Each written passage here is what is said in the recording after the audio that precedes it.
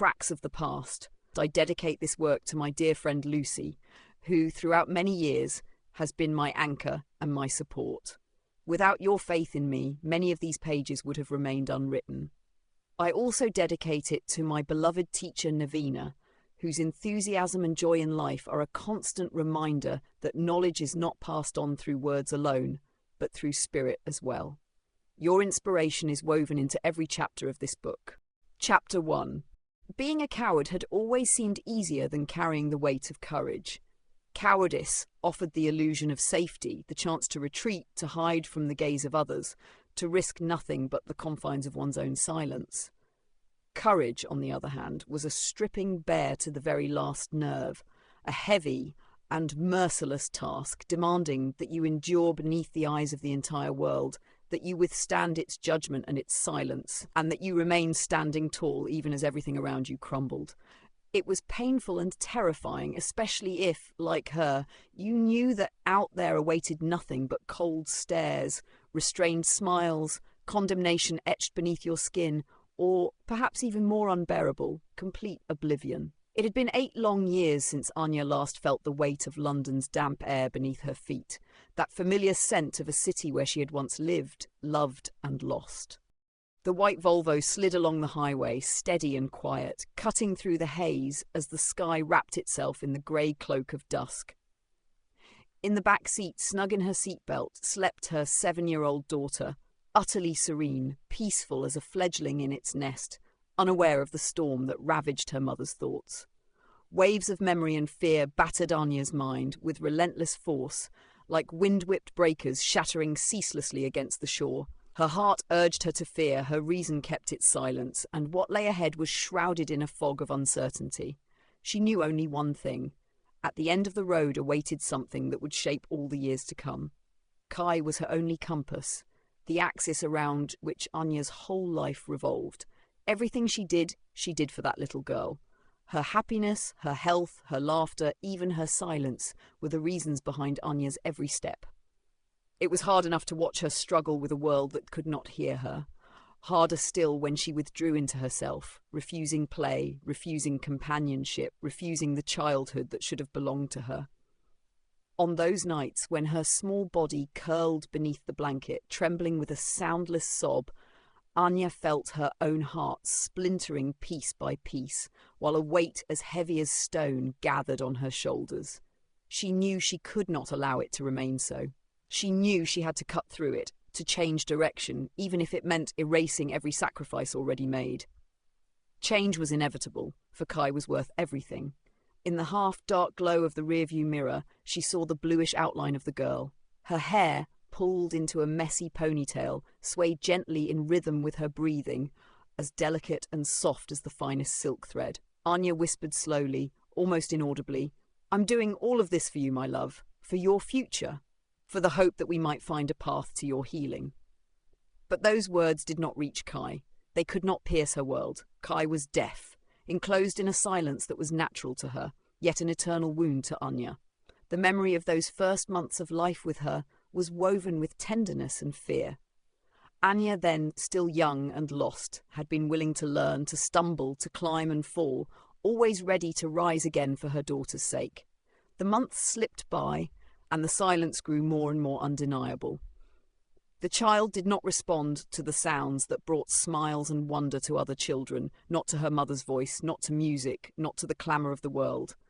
Her wide eyes reflected attention, but it did not come through her ears. And then, among sterile walls and the cold voices of doctors, Anya heard the sentence that carved through her soul: her child would never hear. Her child would live in a world where voices did not exist.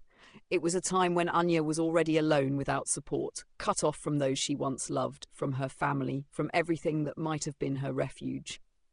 The mistakes of the past had distanced her, stripping away all that was precious. Now, as she neared the outskirts of London, her thoughts consumed her so fiercely that she shook her head, as though a physical gesture might scatter the phantoms clawing beneath her skin. But they would not leave. Her eyes blurred, her breath grew shallow. She had to endure just a little longer, at least until the first point of rest. The Volvo slowed gently, its wheels coming to a stop before a house that looked more like an old cottage than a home. Its walls were draped in moss, its roof askew, its windows shadowed by pines whose tips disappeared into the evening mist. Everything appeared the same as it once had, when she used to come here with her parents and her sister. Memories enveloped her tenderly, like the whisper of a long-forgotten song. She remembered Elizabeth and her persistence in organising Saturday picnics, her journal filled with little notes about the wind, the scent of the earth, the shapes of clouds. A sharp pang of sorrow pierced her, yet there was also a strange warmth, as though a part of her long buried in the past was slowly awakening. "I hope you would forgive me," she murmured, not knowing whether she was addressing her sister, her parents, or herself. A step onto the damp ground felt like a step backward into childhood, into days that smelled of rain, grass, and soil. "Welcome back," she whispered to herself, her throat stinging beneath the weight of memory. That evening, the house came alive with quiet laughter. They sat before the fireplace on the blue rug Kai had insisted on bringing with her as though it contained a fragment of safety. They ate delivered pizza, while Anya, with exaggerated expressions and sign language, recounted childhood adventures, sparking waves of soundless laughter from her daughter. That was their language, their bridge, their hidden world, where silence no longer existed, only love. And yet, beneath that laughter, deep within Anya, a shadow lingered, unyielding and cold as the frost of nightfall. Kai soon drifted into sleep, wrapped in the scent of lavender and the freshness of new linen. Anya gently tucked her in, kissed her on the forehead, and left the door slightly ajar so that the darkness of the night would not be complete. Then she stepped outside, checked the gate, gathered the pile of mail, and locked the door twice as if seeking, in that small new ritual, a sense of safety. Late into the night, seated before her laptop with a steaming cup of tea, she replied to emails from the bookshop in Leeds. Books had always been her refuge, the places where she found fragments of herself, where she could breathe more freely. Even the mere thought of them brought moments of calm, though they were quickly shadowed by doubt. Was she running away, or was she truly returning to something she had long since left behind? At last, wariness overcame her, seeping into her like smoke. She closed the laptop, set aside the cup, and without words, without thoughts, guided only by the quiet need for rest, withdrew to her small room. Tomorrow awaited her with a new day and the world she would have to conquer again patiently and carefully, step by step. Anya. Elizabeth's voice was sharp, filled with reproach, and in it Anya heard that cold clarity her sister had never known how to soften. I understand. He drank too much on Thursday. But that doesn't make him James. It was just one day. A hard day for you both. She paused for a moment and then, as though seeking cover in a nervous, fragile laugh, added, "And I somehow managed to get through a perfectly decent dinner with our parents without emptying a bottle of whiskey." Her words, which on the surface seemed simple, even ordinary, carried with them a cutting edge, an unspoken accusation that struck directly into Anya's flesh. That day, pain lived in her every movement, silent, unvoiced, yet so strong it could be seen in the way her shoulders hung, in the way her gaze dropped before others, in the gestures that revealed more than she intended. People sometimes forgot that she too could feel, that she was vulnerable, because too often she hid behind silence, behind a wall that seemed impenetrable.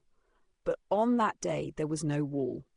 For those who knew her well, beneath her surface calm lay chaos, a landslide of emotions tumbling down a slope, threatening to bury her, to silence her forever. That was why she begged to be excused from the family dinner. The image of them all together at the same table reminded her too much of what she once had and had lost. The very thought of it was like a wound that refused to heal. She could not endure her mother's smile, her father's gaze, Elizabeth's presence. All of it would break her beneath the weight of her own guilt. Only she and James knew the truth. She could not look him in the eye, and even less could she look herself.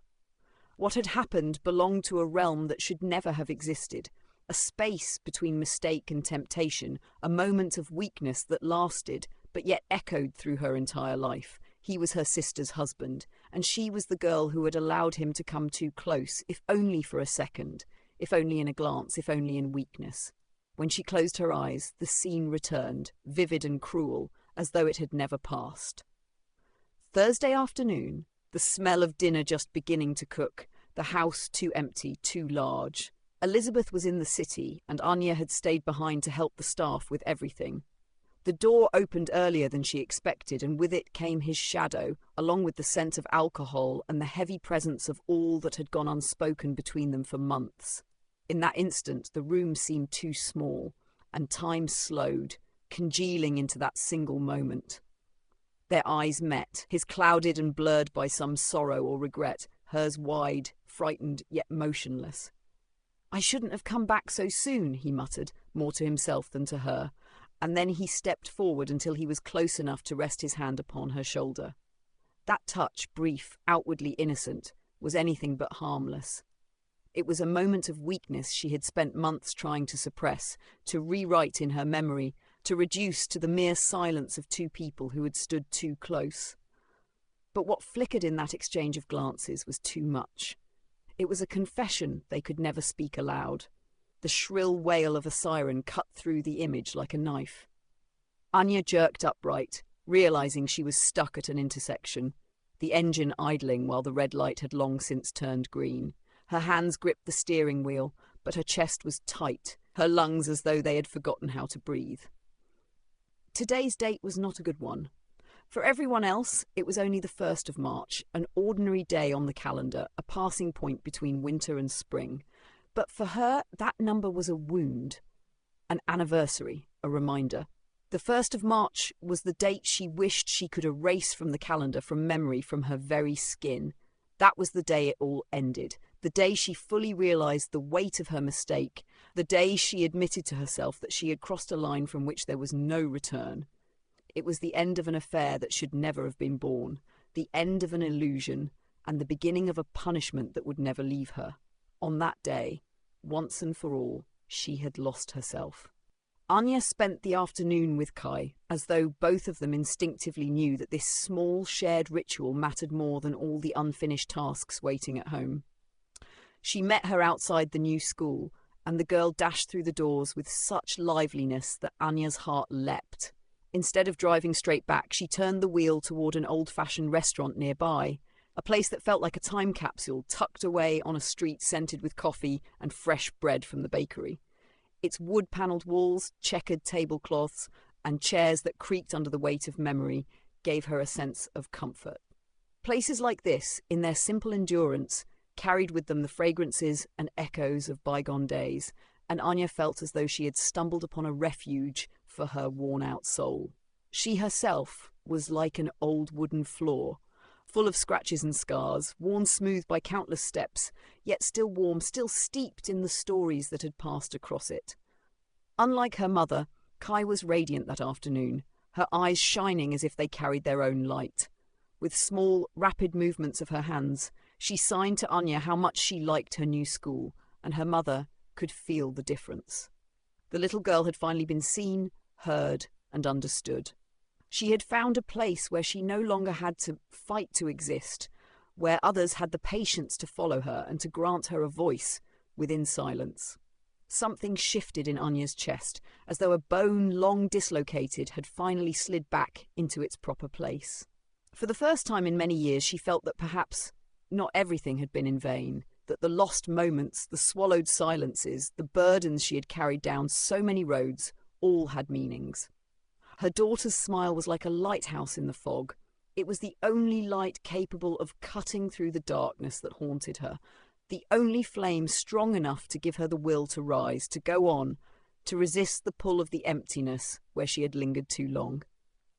In that smile she found her reason to endure, her motivation to continue even when the world seemed too heavy and too dark. It was a smile that gave shape and purpose to every effort and to every sacrifice. She leaned over and tapped Kai gently on the nose, a small, intimate gesture that spoke more than 1,000 words. The girl laughed, her body trembling with a soundless giggle, before resting her head against her mother's shoulder. These were precious silences, not empty ones, but silences filled with love, immeasurable and whole. Within them there was no need for explanation. They understood each other through glances, through touch, through simple presence, sitting together in that little oasis of peace as the walls of the restaurant became the safe frame of their world. Anya realized that she had not escaped her shadows and that the past had not vanished. But the darkness no longer followed her in the same way. Kai was her dawn, the first trace of light after night, and proof that it was possible to rise from silence and discover a new beginning. 2 weeks had passed since Anya and Kai had settled into their new home, far away from the city's constant clamour and the restless noise of streets that once shadowed their days. The quiet of the village, laced with the scent of pine woods and damp earth after rain, brought into Anya's life peace she had nearly forgotten existed. Each morning, as she opened the window and let the freshness pour into the rooms, she felt her breath deepen, as though she was finally returning to herself, as though the walls of their new house held space for the calm she carried within, but had been unable to reach for years. Kai had already painted her room in a soft shade of blue, the colour of the sky she loved to lose herself in, wide, free and unrestrained. She was not a fairy tale child. She did not long for crowns or gowns scattered with glitter. She wanted grass beneath her feet and a ball in motion, the game that became her refuge and her liberation from the weight of feeling different. On the football field, she did not need to explain herself, nor did she need to speak with her hands. There, her body spoke for her, persistence, her determination, and the light that sparked from every movement she made. The new school had opened doors toward her dreams, doors through which she stepped without hesitation. Thanks to the school's partnership with local sports clubs and charities, she was given the chance to train with a girls' football team, an opportunity that meant far more than a simple game. At every practice, she gave herself completely, leaving her breath on the field, as though the ball and the grass absorbed all her effort and returned it to her in the form of strength and belonging. Tournaments were already being planned, and the very thought of them filled her with joy, bright, infectious and sincere, a joy that spilled over into Anya as well. Even weary from her own responsibilities, she would find another smile stirring within her as she watched her daughter shine. While Kai threw herself into her training, Anya spent her days visiting vacant shops in search of a space that could become a new sanctuary for her oldest passion. For her, a bookstore had always been far more than a business. It was an extension of her soul, a place where she could lose and find herself in the same breath. Among all the spaces, one small shop in the heart of London drew her with an almost inexplicable pull. It did not follow the rhythm of modern design or the dictates of contemporary interiors, but it had soul. A wide glass window opened the room toward the street.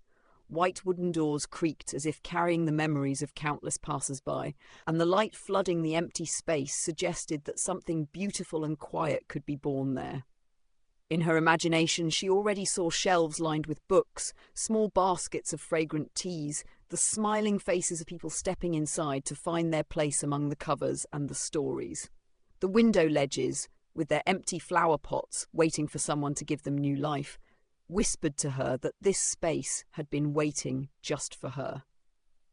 The days then unfolded in a rhythm of drives and duties, from home to school, then to the pitch, then to the shop. Boxes arrived one after another, workers carried in shelves, and Anya spent her evenings sorting titles, cooking dinner while answering business emails, weary but content. In all of it, she found a quiet happiness. She knew she was moving forward, that every ounce of tiredness was being transformed into a sense of purpose. In this new space, she saw not only a business, but the possibility of building a community. The weekend passed in organising the shop, and Kai, in her own way, took part. She darted between shelves with a ball, shifted books from one place to another, and at one point appeared before Anya with an empty box over her head, staggering like a zombie. In that chaotic yet vibrant moment, Anya laughed from the depths of her heart. These were the precious images she longed to keep, glimpses of a world that, though imperfect, was beginning to fall into place like a meaningful mosaic. Their lives in disguise, hidden in the vastness of the city, seemed like the right choice. London was enormous, and the chance of running into someone they knew was slim. A new address, a new school, a new bookstore. Everything carried the scent of a beginning from which she could finally breathe again. The bookstore was ready in record time. The shelves were carefully arranged, the books sorted by genre and series, and in one corner stood an old gramophone with records waiting to breathe life into the sounds of another era. At the back of the shop, behind a hidden shelf, was a small room Anya had transformed into a living nook, warm and intimate, with a table, a lamp, and a vase of powder-pink artificial tulips. Paintings on the walls, found in a local charity shop, gave the place a personal touch, and every detail had been chosen with care to create the sense of a home. No matter how many trips she made to the post office for documents, no matter how heavy the burden, every effort was worth it. The bookstore doors stood open now, waiting for their first visitors. Not long after, the day came when Kai played in her very first official tournament. The excitement filling her body mingled with nerves, yet the smile never left her face. That day, Anya closed the shop early and drove her white Volvo to the pitch. Kai was already there, pacing nervously along the hallway and peeking out every now and then, searching the crowd for her mother. When she spotted Anya waving, her heart calmed, and her smile spread across her face like sunlight. The match began, the stands echoing with cheers from parents, some louder than the children themselves on the field. Anya watched every one of Kai's movements, every struggle she waged with herself and against her opponents. At first, she was cautious, as though searching for her place, but soon she found her rhythm.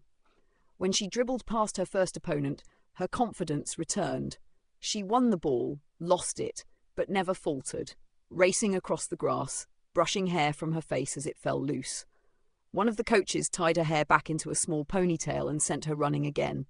By half-time, the score was tied, and Kai ran with all her strength, her eyes blazing with passion.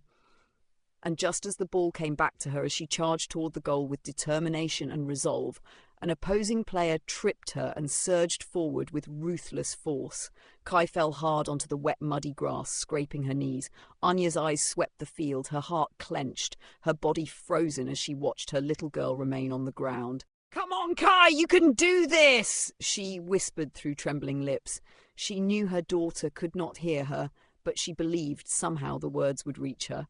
Kai pushed herself upright, her palms numb and caked with mud, struggling to draw breath as she watched the opposing team take the lead. Disappointment burned in her chest, not only from the pain but from the moments slipping away. Then, as she rose, she caught sight of laughter, sharp and mocking, aimed directly at her. She looked into the face of a girl with honey-golden curls and eyes glittering with self-satisfaction. The girl's triumphant smile celebrated victory with her team, but it was not a kind smile. It was meant for Kai alone, a deliberate jab, a reminder that defeat could wound deeper than any scraped knee ever would. This was no ordinary loss, but a moment in which someone had consciously revelled in her pain. It was a moment where her vulnerability was met not with compassion, but with a smile as sharp as ridicule. For Kai, it was a betrayal. Defeat could be endured, but mockery trampled the last fragile thread of pride she was struggling to protect. The heart of a child, pure, bewildered, but sensitive to injustice, trembled under the weight of derision and anger. Like fire catching dry grass began to kindle inside her. Without a single conscious thought, she stepped toward the girl who had mocked her, her stride quick and resolute, tears already gathering at the corners of her eyes. Anya, as if startled from a dream, leapt from her seat. Never before had she seen her daughter seized by such raw, sudden fury, and the sight ripped through her stomach with a fear that felt more like helplessness than concern. It was a moment that unsettled her to the core. "Oh, Kai, please, not now." She whispered to herself as she pushed through the crowd, her feet slipping on the concrete steps as she tried to reach her before it was too late. Kai now stood before the other girl, eye to eye, one glowing with pride born of victory, the other bleeding from a wounded dignity. The tension stretched around them like an invisible veil, and for a moment it seemed the very air had grown too dense to breathe. The curly-haired girl lifted her chin, her lips parting, and the words that followed struck Kai like a blade. "We won. You lost." Her lips moved slowly, deliberately enough for Kai to read them, and she repeated it 3 times as though once were not enough to proclaim her triumph. Each repetition landed like a blow, a deliberate shove into an open wound. Tears welled in Kai's eyes, her vision blurring. All she felt was a burning, furious knot in her chest that she could no longer contain. "You lost. You're a loser," the girl said softly, yet clear enough for Kai to understand. And in that instant, something inside her broke. She was no longer just the little girl who had tripped, fallen, and had scraped her knees. She was someone whose small, brave pride had been crushed to its core. She shoved the girl, not hard, but with all the strength her small body could muster, as if trying to show the pain she carried. Tears streamed down her face, hot and angry, dripping onto her jersey and muddy socks, while in her chest burned nothing but injustice. "Kai!" Anya's voice sliced through the sounds of the field, sharp yet laced with panic, begging for everything to stop. "Kai! Stop! Stop, darling!" Her plea pressed toward her, though Kai could not hear. Anya reached her just in time, wrapping her arms around her and pulling her into a desperate embrace as another adult restrained the other girl. A man's voice, calm yet firm, broke through the tension. "Matilda, that is not kind behaviour. Apologise." Anya froze, her body locking as her eyes fell on the scene before her. Just a few steps away stood a man she recognised instantly, though she had not seen him in years. Tall, with the same gaze etched deep in her memory, Fred stood before her, his daughter in his arms. Her heart leapt, then sank with a silent thud, as the realisation struck her. It was truly him. She made no attempt to hide her unease. Her body reacted as though jolted with electricity, every nerve on high alert. Ringing in her ears swelled with that deep inner hum that heralds moments of irrevocable consequence. She felt trapped in a web that seemed at once like coincidence and inevitable fate. "I'm sorry. I apologise," she stammered, her voice softer than she intended, almost betraying her. Kai was still crying. But these were not ordinary child's tears that fade quickly into forgetfulness. They were tears of wounded pride and disappointment, tears that hurt far more than scraped knees. She clung to her mother, wrapped her arms around her waist, and buried her face in the fabric of her coat, seeking shelter from the world, from defeat, from the eyes upon her. Anya cradled her, her hand gently stroking her hair, while her heart pounded like a drum in her chest, heavy and foreboding. The curly-haired girl, however, spoke again, her voice thick with resentment. "She never listens! She's awful!" Matilda shouted, her words cutting sharply into the space between them. Fred looked at her, shook his head, and his voice, quiet but authoritative, cut through her anger. "What did we say about kind words, Matilda? You cannot speak to others like this. Do you understand me?" The girl sighed, frowning, wrestling with herself. "But Dad—" "No buts!" he cut in, firm yet calm. Then he turned toward Anya, and their eyes met. They knew each other more deeply than anyone could have guessed from their restrained words and stiff postures. While the children still rested in their parents' arms, the adults stood opposite one another, trapped in a silence that spoke louder than sentences ever could. Tiny drops of rain began to fall, settling onto coats, hair, and cheeks, as though the sky itself wished to play a part in this scene. Kai wept quietly, her tears soaking into Anya's coat, while Fred watched the two of them. His gaze moved from mother to daughter, as if he was trying to grasp something that remained just beyond his reach. A shadow of disbelief lingered in his eyes when he heard Anya's gentle words. "Don't say that, darling. Kai isn't ignoring you. She just doesn't hear well." At that moment, silence fell with weight. Fred felt a tremor deep within, for those words, so simple and plain, struck him profoundly. He looked at Anya as though searching for confirmation, as though asking if it could possibly be true.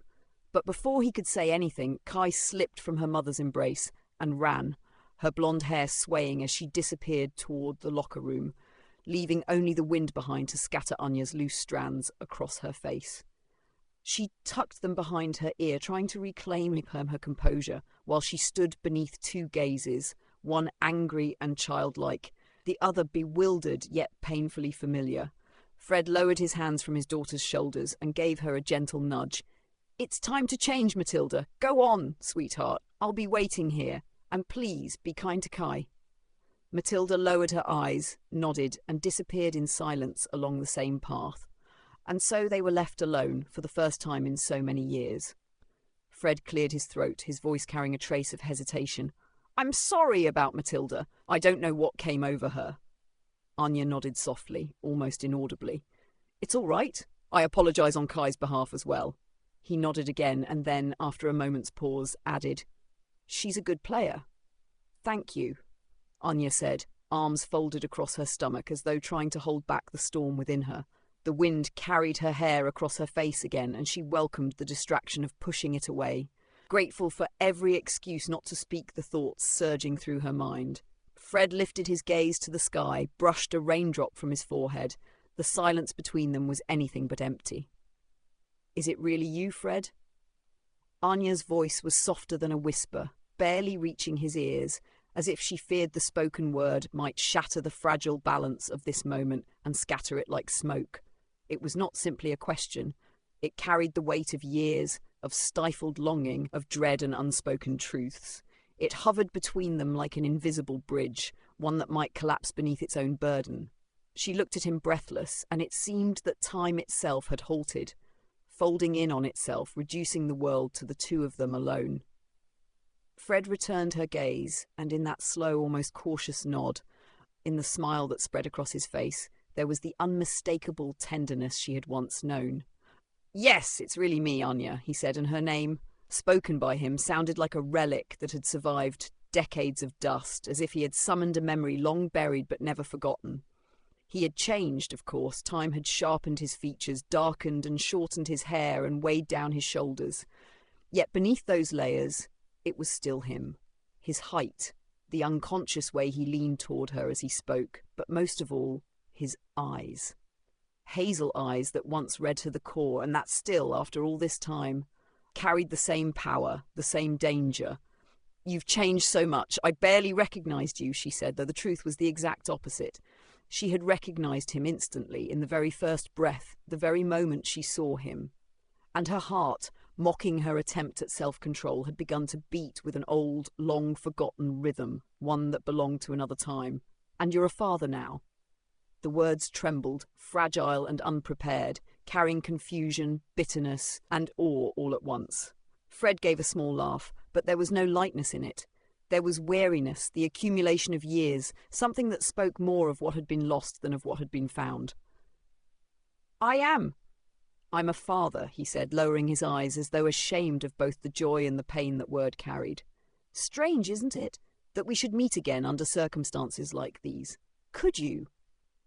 Anya began, her words coming too slowly, too carefully, as she tried to sound composed, cool, rational, motherly, even as her mouth spoke straight from the heart. "Could you please ask your daughter to stop teasing mine?" Her eyes were lowered, her hands trembling almost imperceptibly, her voice close to breaking. Fred nodded at once, without hesitation.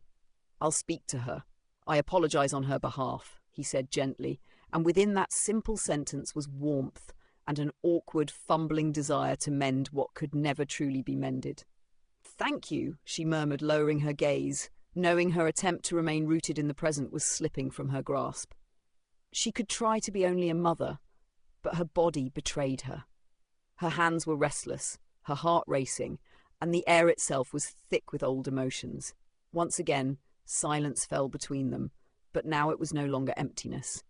It was the silence of two people who carried a history no one else could know. All that they could have been, but never were. All that they lost, though they had never truly belonged to one another. Both of them looked at the locker room doors at the same time, as if seeking salvation, as if expecting the children to come running out and free the space from this tension. But the doors stayed closed, and time stretched on relentlessly, as though mocking them. "How are you, Anya?" His question was quiet, carefully spoken, almost cautious, as though he knew the answer might open a wound they had both long since forced shut. Her gaze remained fixed on the ground, and the words slipped out of her as if they had torn themselves away. "It's been a long time." Her voice trembled just slightly, but enough to reveal a crack she had no wish to expose. "I moved back to London a few weeks ago," she added, as if her tongue had betrayed her reason, as if she had no wish to share anything of herself, and yet she did. "Why are you telling him this?" her thoughts thundered. "Have you forgotten your promise? Forgotten your silence?" Her eyes fell on his hand. He wore a ring. The same ring. Her heart clenched, her chest wrapped in old scars, and the pain was quiet but unmistakable. He was still married. Of course he was. Everything that might have been never was, everything that was belonged to someone else.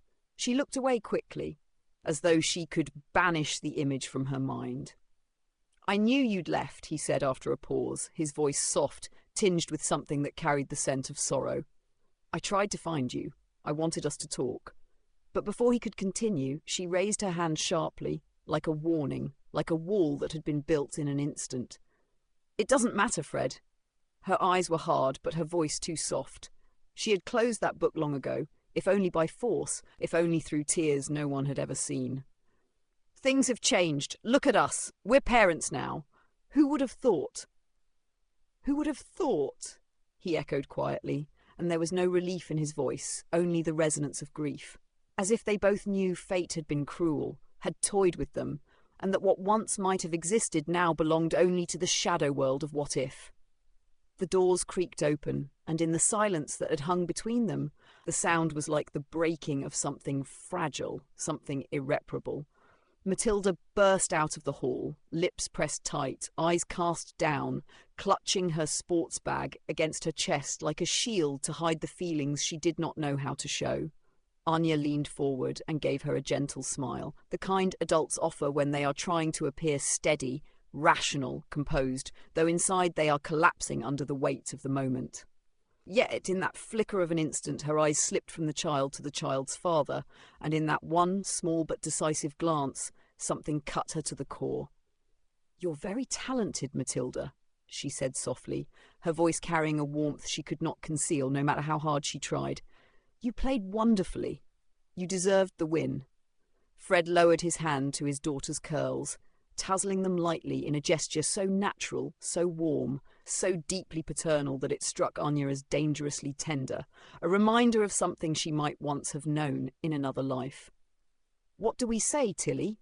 he murmured, his voice so gentle it pained Anya because he knew exactly where to touch, and because, no matter how she tried, he could still reach her.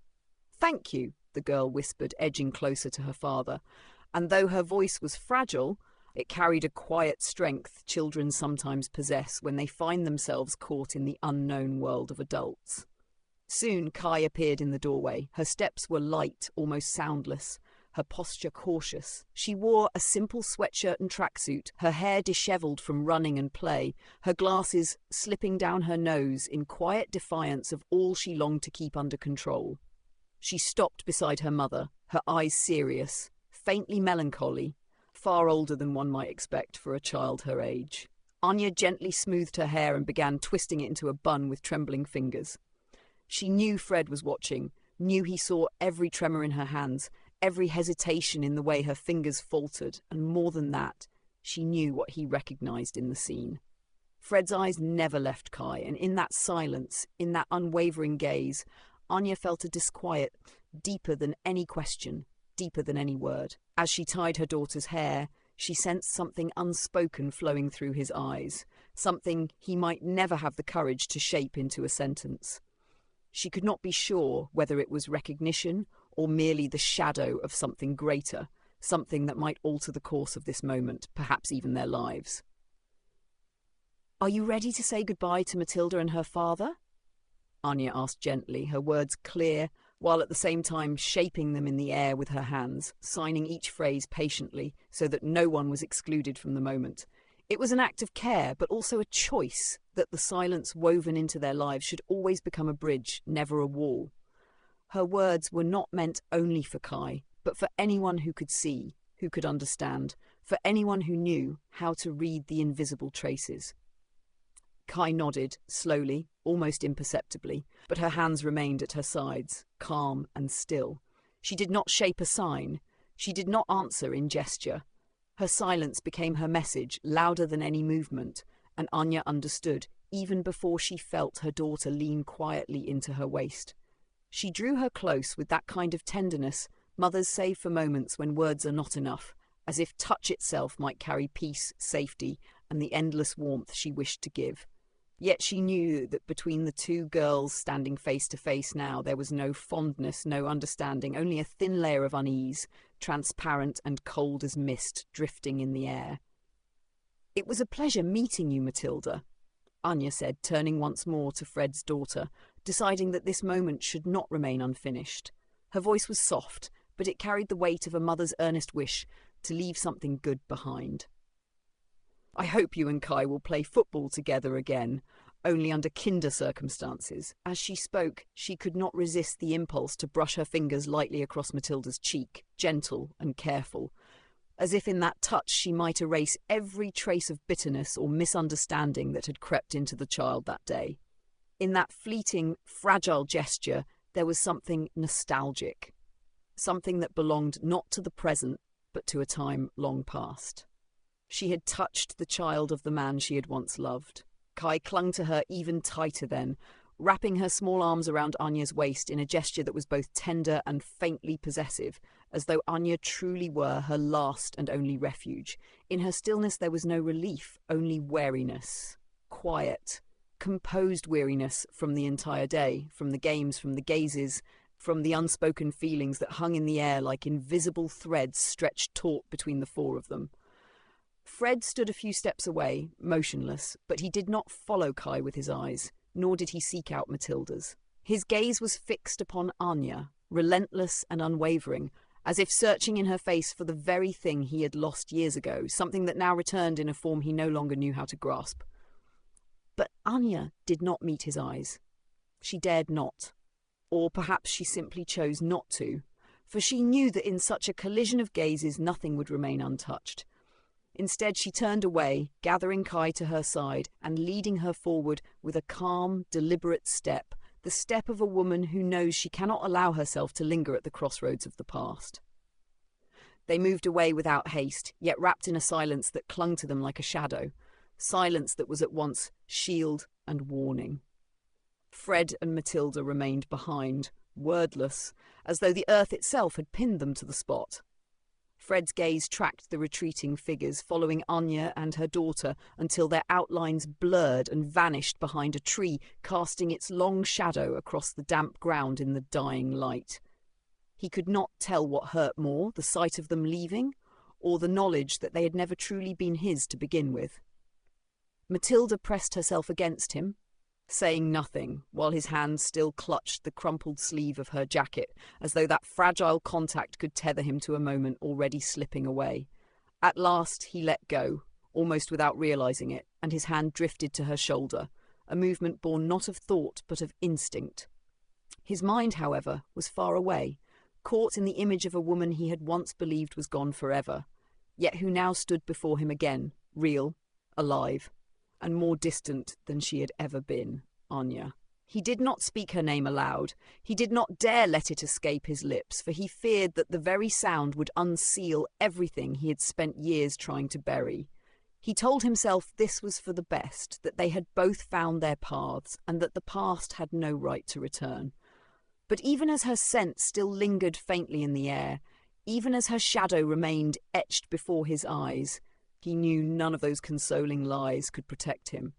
Everything he thought he had long since buried was rising in him now, restless and insistent, like wine left sealed too long, which, once uncorked, surges with a force of aroma and taste impossible to contain. He remembered her expression, the slight crease between her brows, that mark of worry he had once kissed away in silence, asking for no explanations, needing no words. Her voice, too, was unchanged and yet altered, deeper now, subdued, each syllable carrying the weight of years lived apart from him, years in which they had both learned how to exist in silence. And as he recognized that silence, so familiar it felt like an old landscape, he grieved that it no longer held a place for him. His eyes fell to Matilda, his daughter, his world, the reason he rose each morning with purpose. And yet now, when his heart was flooded by something he had thought irretrievably lost, he found himself uncertain how to touch her, how to look at her, for it felt as though two men lived within him. One was the father, steady, anchored, unwavering in love. The other was a man shaken awake from a long slumber, pulled into the current of memories, forced once again to face a love that perhaps had never ceased to exist. "Dad?" Matilda's voice cut through his turmoil. It was soft, but clear enough to summon him back, pulling him out of the whirlpool of the past and into the moment waiting for him. "Yes, sweetheart," he answered quickly, like someone startled from a dream, trying to conceal the traces of where he had just been. "Why are you sad?" she asked, simply, with a child's directness, unvarnished, without strategy, without the instinct to spare him. Her words pierced him more deeply than he expected, for the truth was exactly that, raw and bare. Fred smiled, though it was not a smile of joy. It was heavy, quiet, offered more to himself than to her. The smile of a man attempting to convince both his child and himself that all was well, though he felt otherwise. He lowered himself to his knees so he could meet her eyes, eyes that carried his own shades, yet now seemed strangely foreign, deeper, darker, as though they already held questions he had no answers for. "I'm not sad," he said, his voice fighting to remain steady. "I'm just thinking about things that used to be." Matilda continued to study him, head tilted slightly as though trying to peer behind the words. In her gaze there was something that unsettled him. She might not have understood everything, but in the way children sometimes do, she felt more than he could admit. He drew her close, holding her tightly, as if in her small body he could find solace, as if through her embrace he could remind himself of who he was, of what remained, of what bound him to the present and kept him human. He breathed in the warm, familiar scent of her hair, yet even as he did, part of him remained stranded on that path, among raindrops and the fading figures in the distance. Anya, and the child who carried her eyes, her spirit, her strength. Their encounter had been brief, almost insignificant in time, yet in his heart it resonated like a song never fully sung, a melody cut short mid-phrase, still haunting him. And as he held Matilda close, firmly and lovingly, he knew that what he had seen in Anya's eyes could never be erased nor buried again. He could lie to himself, insist it was over, that past and present were forever parted. But deep within, he already knew the truth. She was no longer just a memory, she had become a wound. A wound that breathes, that pulses, and that will follow him no matter how hard he tries to hide it.